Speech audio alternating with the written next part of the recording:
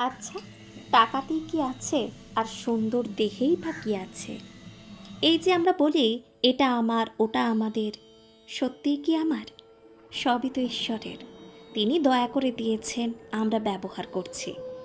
সময় ফুরালে আবার তো সেই খালি হাতেই যেতে হবে, কি তাই না? তবে এগুলো সব গুণীজনের কথা, আমার কথা নয়। নমস্কার, আমি বর্ষা। আবারও আপনাদের কাছে চলে এসেছি নতুন আরও একটি ভিডিও নিয়ে। সকলে কেমন আছেন? আশা করছি ভালো আছেন এবং সুস্থ আছেন। আজ সকাল সকাল স্নান সেরে মায়ের জন্য মালা গেঁথে নিয়ে সুন্দরভাবে পুজোটা দিয়ে দিলাম। মায়ের এই অপরূপ সৌন্দর্যে চোখ যেন বারবার আটকে যাচ্ছে। চলুন তাহলে এই আরতির মুহূর্তটুকু আপনারাও উপভোগ করুন।